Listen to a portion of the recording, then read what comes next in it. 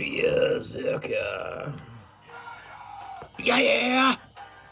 We got us the Holsten Maibock at 7% alcohol by volume. We got us the Holsten Premium at 5% alcohol by volume. And I think I'm going to drink the Maibock because I just had the Maibock from Dab, which I have the Dab Dortmunder Lager now to try. So since I've had that Maibock not too long ago, I'm going to continue because I like the Maibock style, which means Maibock. It is raining like crazy. You'd think it was like May or something. It's El Nino year, so things are backwards. So when you live in the desert, you get torrential rains and stuff. So Holsten is owned by Carlsberg.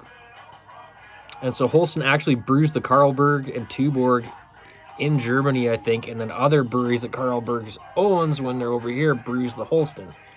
Right? Because that's all, that's how they do shit. So ingredients: water, barley, malt, and hops. So doesn't say anything about hop extract, so that's cool.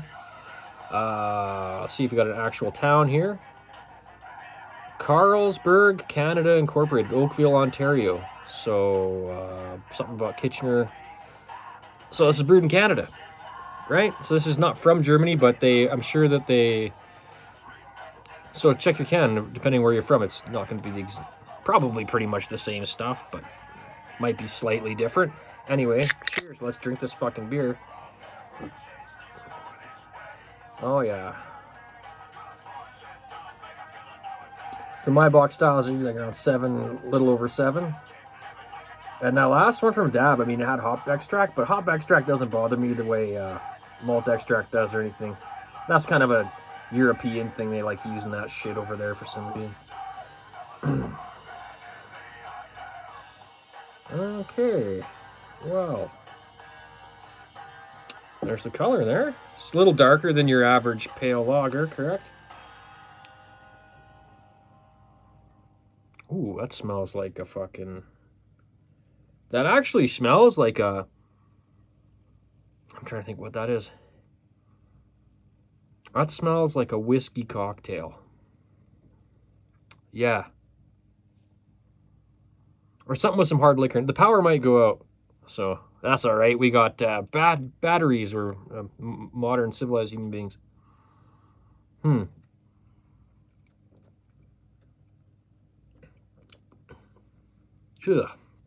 This is not as good as the Dab. It was bitter, but in a malty way, not really necessarily in a hoppy way. That's backwards.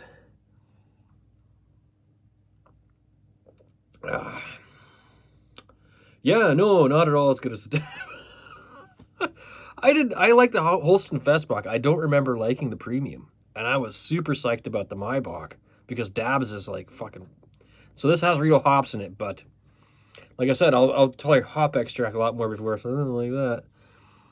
Well, it is 7%, and some people brew a very volatile, high ABV beer. That would be this. This is like equivalent to like Fax 10 or something like that. No shit, like maybe not quite, but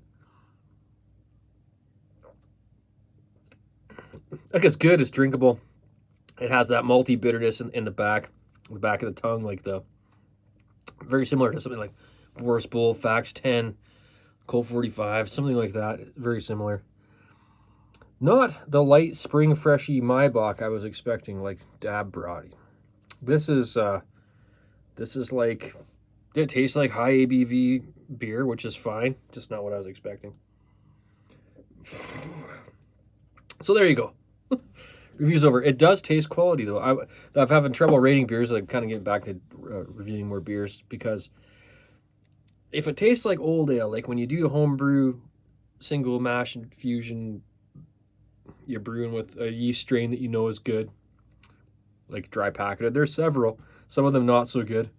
If you can control your temperature, everything, you got a decent recipe. And some breweries brew beer like that. Well, a lot of breweries do. And then there's breweries that brew a beer that tastes good but doesn't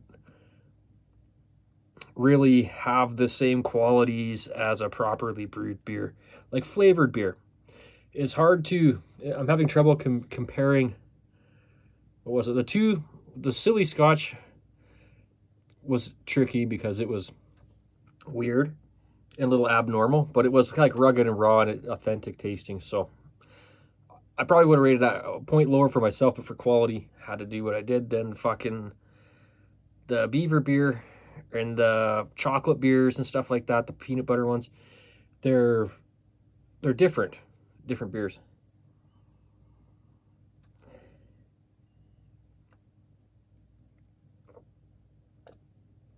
And you have different tiers of lagers. Like, let's say Dab had hop extract, tasted better than this, but this one tastes worse but doesn't. So this one's like more like a traditionally brewed beer with more traditional ingredients, I guess. Yeah, that's what I'm trying to say. There's traditionally brewed beers, which is what I think of when I have beer. And then there's beers with modern twists on them. Like maybe it's hop extract, or maybe it's a fruit flavoring or something like that. And so I'm just trying to like figure out. This smells interesting. It is like sweet, fruity aroma.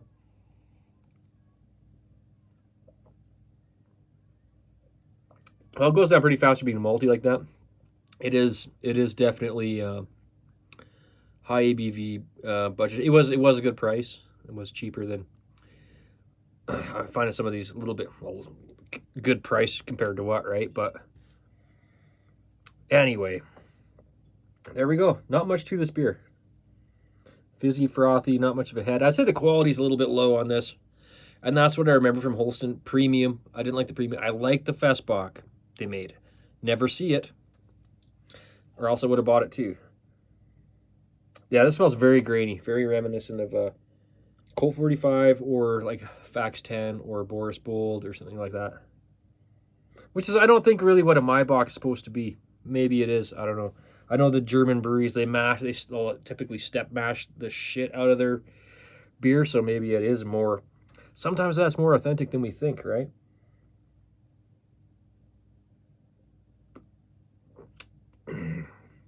Yeah, it's not real malty bitterness. It does go down easy. It's not like a super huge malt bomb, but it's that was a bit of a surprise.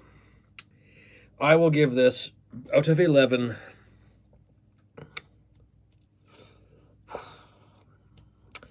As for a Maibock, I'm gonna have to like dock it. It doesn't seem very Maibocky to me. It's I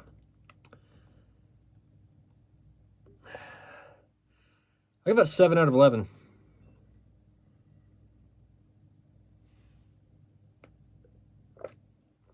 Drinkable. Wouldn't want to have more than one. Wouldn't want to. Probably won't be buying this one particularly again. I mean, I would, depending, like if you're in like a gas station or something. Yeah, maybe. But if there's other beers around, I would, especially other pilsners, like high quality good pilsners. I probably would pass this up. 7, just because like there's quality there. 7 out of 11 isn't really, I guess, that high.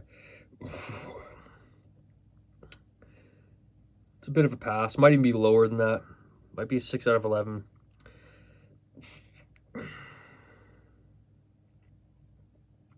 I would put it right in there with most of your domestic pale lagers. Like, to me, this is a little more exciting than drinking a Coors or something, because it's different. But, and granted, at 7%, if you drank some of the domestic ones, if they were that high, they'd be worse than this, I'm sure. Weird. Yeah, I'm gonna give that 6.5 out of 11. It's definitely a pass. It's a little weird, disappointing. Somewhere between a 6.5 to a 7 out of 11. Beerzerker. What do you do? Eh? And I'm out. Yeah.